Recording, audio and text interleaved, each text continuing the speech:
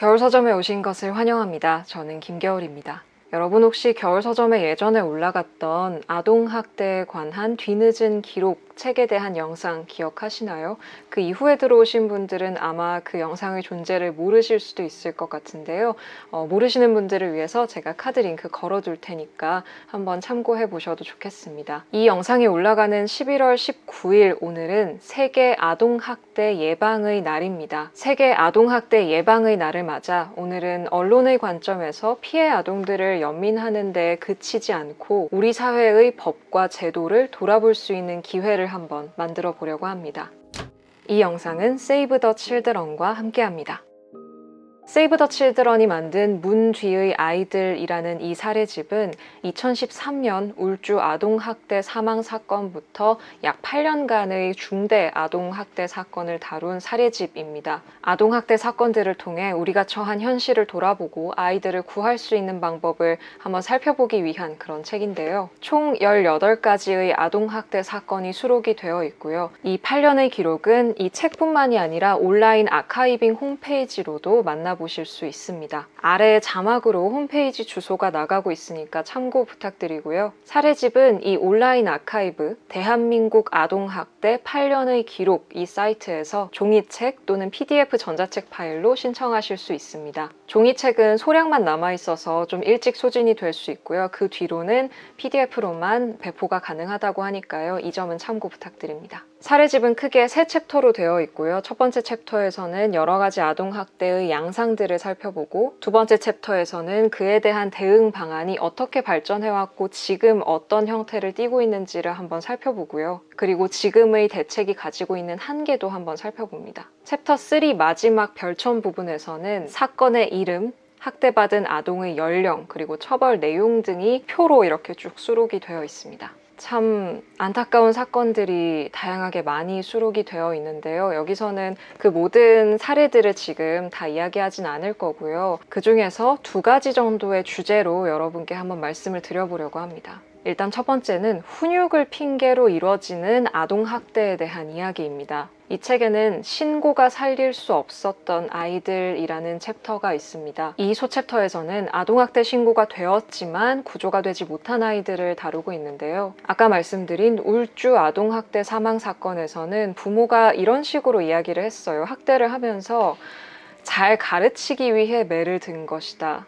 아이가 엉망이라서 아이 아빠와의 합의하에 체벌한다 라고 말을 했거든요. 그리고 아동보호 전문기관의 개입에 대해서 굉장히 불쾌해 했습니다. 결국 이 아이는 매질을 당하고 죽게 되는데요. 소챕터 중에는 이런 챕터도 있습니다. 부모 넘어 손이 닿지 않는 아이들. 그러니까 친부모 아동학대가 한 80%를 차지를 하고 있는데 이걸 막기 어려운 부분들이 있다는 것이죠.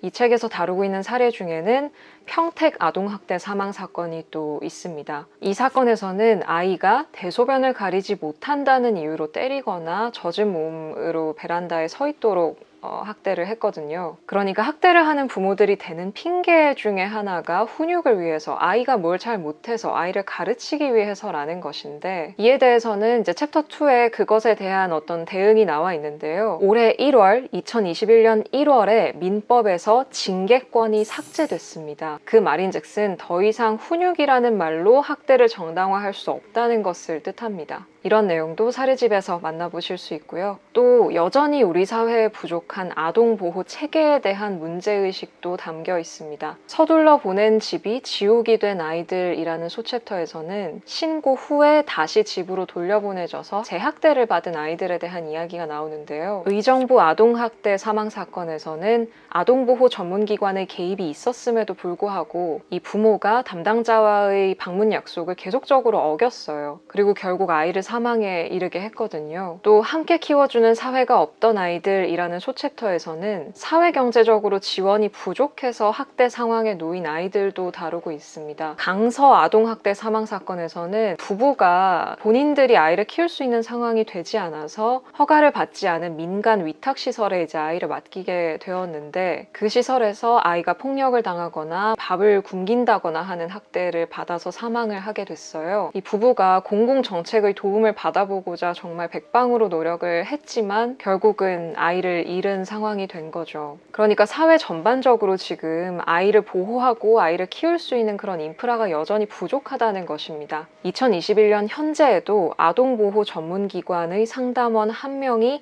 학대 사례 60건에서 70건 정도를 담당을 한다고 합니다. 굉장히 많은 수치죠. 여전히 사회적인 인프라와 예산에 있어서의 개선이 필요하고 사회 전반적인 돌봄 서비스의 개선도 굉장히 필요할 것으로 보입니다. 이 밖에도 이 문 뒤의 아이들에서는 다양한 사례를 살펴보고 그에 대해서 우리가 어떻게 대처를 하고 무엇을 개선해 나가야 할지를 굉장히 구체적으로 다양하게 다루고 있거든요. 이 사례집 한번 살펴보시는 기회 가져보시면 좋겠습니다. 2020년에는 하루 평균 85명의 아이들이 학대를 받았다고 합니다. 아동학대 사건은 크게 한 번씩 화제가 되지만 최근에도 충격적인 사건들이 보도가 많이 되었었죠. 하지만 그렇게 이슈화가 되는 데에 비해서 대처가 아직은 충분히 빠르고 충분히 폭넓게 이루어지지 않는 것처럼 보이는 게 사실입니다. 우리 모두가 이런 사례들에 조금 더 관심을 기울이고 주변의 아이들을 세심하게 살펴보고 학대 피해가 의심된다면 적극적으로 신고하고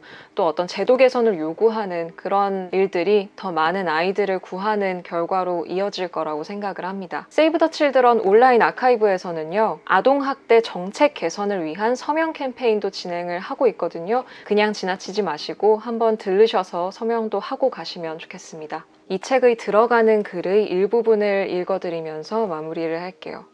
결국 문 뒤의 아이들을 발견한 것은 친절한 이웃이었습니다. 곁에 다가가 아이들의 이야기를 물어주는 행동이었습니다. 길 위에 홀로 있는 아이를 쉬이 지나치지 않는 관심이었습니다. 외면하지 않는 연민과 연대의 마음만이 이 부끄럽고 슬픈 기록을 그치게 할 것입니다. 세계 아동학대 예방의 날을 맞아서 세이브 더 칠드런의 사례집 문 뒤의 아이들 소개해드렸습니다. 아동학대에 관한 뒤늦은 기록 다뤘던 영상, 그리고 이 영상, 그리고 세이브 더 칠드런의 사례집과 온라인 아카이브 모두 두루두루 보아주시고요. 많은 관심 가져주시기를 부탁드립니다. 오늘 영상 여기서 마무리하도록 하겠습니다. 오늘도 와주셔서 감사합니다. 또 오세요. 안녕.